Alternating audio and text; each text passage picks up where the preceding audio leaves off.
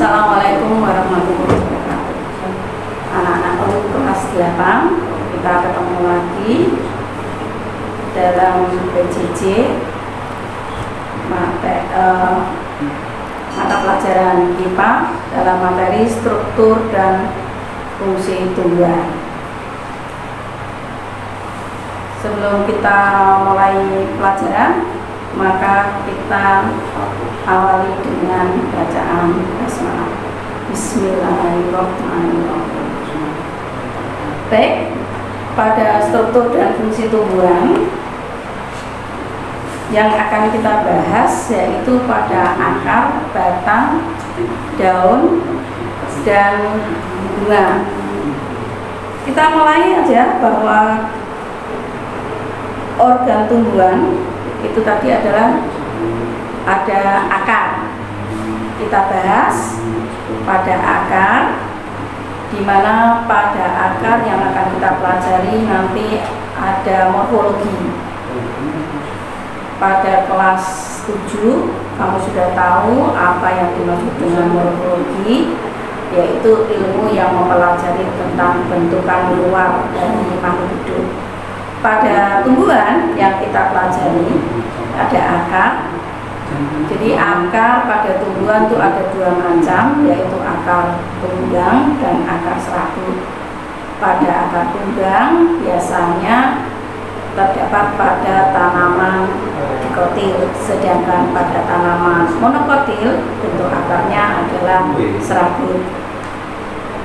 Sedangkan fungsi akar, fungsi akar adalah yang pertama adalah menyerap air dan garam mineral yang terlarut di dalam akar. Kemudian yang kedua untuk menegakkan berdirinya batang. Kemudian yang ketiga adalah menyimpan cadangan makanan. Contohnya itu ada pada ketela, pada kentang di situ. Kemudian juga sebagai alat reproduksi secara vegetatif dan juga sebagai alat respirasi yaitu pada lentisselnya. Kemudian kita lihat pada anatomi, anatomi tumbuhan. Kita lihat pada tanaman dikotil, dikotil kita lihat pada layar. Kita lihat di situ lapisan yang pertama adalah epidermis. Kita lihat karena ciri epidermis adalah untuk melindungi dari akar itu sendiri. Cirinya adalah hanya selapis, tidak ada ruang antar sel, sehingga tidak dapat ditembus oleh udara dan air.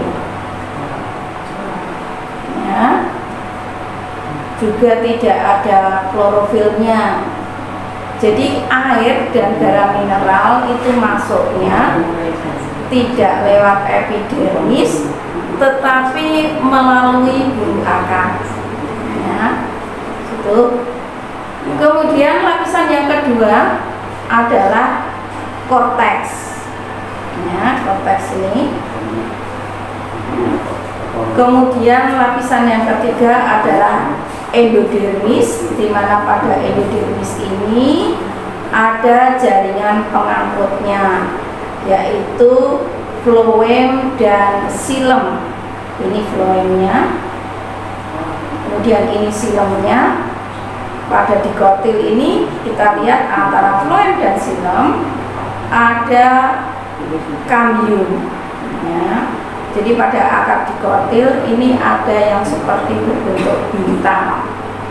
Sedangkan pada monokotil akarnya kita lihat ada bulu akar, ada epidermis, ada selinder musat, tapi di sini tidak ada kambiumnya. Jadi kambiumnya ini tidak ada.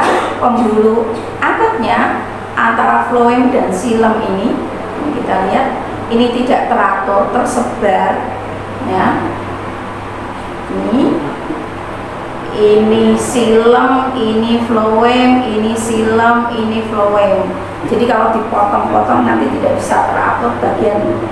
Beda dengan yang dikotil. Sekarang kita pelajari yang kedua adalah pada batang. Ya. Kita lihat fungsi batang dulu, yaitu mengangkut air dan garam mineral hasil dari fotosintesis, yaitu pada silemnya, yaitu pada kayunya. Kemudian melekat daun. Yang ketiga, tempat berlangsungnya transpirasi atau penguapan. Kemudian pertukaran gas, sama seperti di akar tadi, yaitu melalui lentisel. Kemudian juga untuk mengarahkan sehingga daunnya bisa menuju ke cahaya sehingga dapat melakukan fotosintesis. Kita lihat morfologi batang, ya. Pada monokotil batangnya umumnya itu tidak bercabang. Contohnya ada pada bambu, pada tebu, itu tidak bercabang. Kemudian pada batangnya itu ada ruas-ruasnya atau nodus-nodusnya itu. Kemudian kalau pada batang dikotil itu batangnya bercabang, kemudian tidak ada ruas-ruasnya. Kemudian juga sebagai tempat perkembangbiakan secara vegetatif, yaitu secara cangkok itu melalui batang. Itu adalah morfologinya. Kemudian kita lihat pada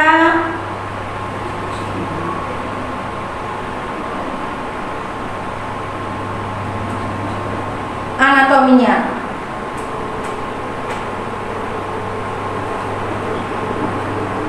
Anatomi pada monokotil ini hampir sama dengan akar tadi, ya, di mana struktur jaringannya ini itu tidak teratur, tersebar. Jadi kita lihat jaringan pengangkutnya ini, ya. Jaringan pengangkutnya, di mana pengangkut yang ini itu ada xilem, phloem, itu,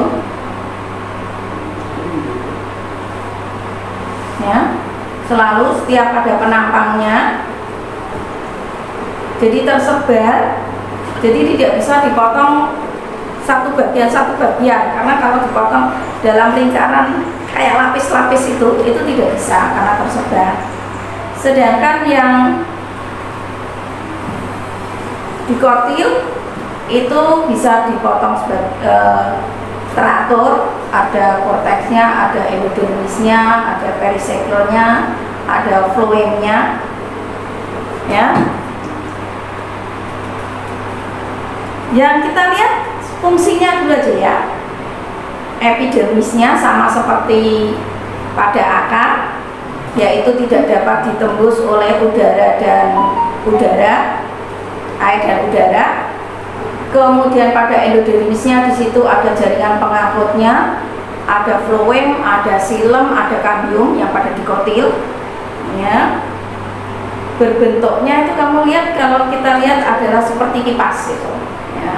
Jadi kalau pada monokotil itu bentuknya tidak teratur, sedangkan yang dikotil teratur. Sekarang kita lihat pada daun. Pada daun, morfologi daun itu ada yang berbentuk helai. Berbentuk helai itu biasanya pada monokotil, ada padi, ada tebu, ada bambu, ada rumput. Nah, sedangkan yang bentuknya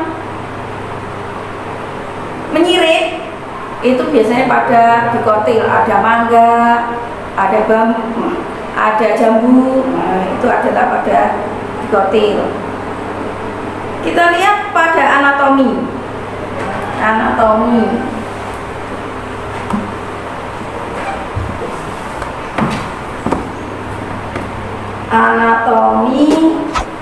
daun. Ya. Melintang. Ini yang pertama adalah lapisan kutikula. Bentuknya seperti lilin. Ya, licin. Biasanya paling tebal itu pada daun keladi. Maka daun keladi bisa kita pakai untuk ngambil air itu. Nah, ini adalah kutikula, terdiri dari lapisan kutin. Kemudian ada jaringan epidermis atas. Kemudian ada jaringan tiang atau palisade. Di sini banyak klorofilnya, sehingga ini dipakai atau yang berfungsi sebagai fotosintesis, ya, melakukan fotosintesis. Kemudian kalau kita memotong daun tepat pada tulang daun, nanti kita akan menemukan ini jaringan pengangkut, di mana di situ ada silemnya dan ada floemnya. Silem itu membawa air dan garam mineral. Kemudian yang floemnya itu adalah nanti membawa hasil fotosintesis. Kemudian di sini ada jaringan bunga karang atau spon. Ini juga dapat melakukan fotosintesis. Hanya karena ini klorofilnya sedikit, jadi prosesnya tidak begitu banyak. Yang paling banyak adalah pada palisade. Kemudian di sini ada epidermis bawah, di mana pada bawah ini ada stomata, mulut daun. Kemudian mulut daun ini dijaga oleh sel penjaga, yaitu bisa membuka dan menutup. Jadi kalau musim kelembabannya besar, maka selnya ini mengembang, maka ini stomatanya jadi menutup. Tetapi kalau pada kering dan siang hari, jadi penguapan, ini selnya mengkerut sehingga stomatanya membuka. Ya. Sudah, saya cukupkan aja ini, ya. Nanti pada bunga boleh kamu pelajari, ya, dimana pada bunga itu terjadi proses terbentuknya bunga dan buah, biji dan buah nanti, ya, untuk reproduksi. Kamu pelajari pada buku peganganmu itu LKS.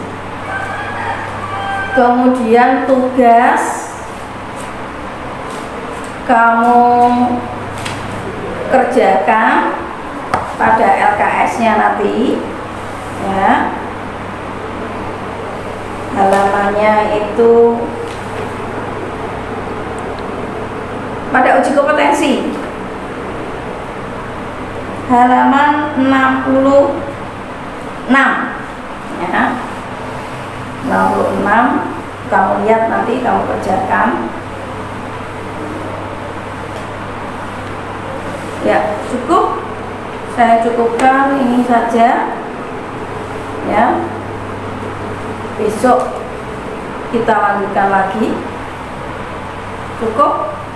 Assalamualaikum warahmatullahi wabarakatuh.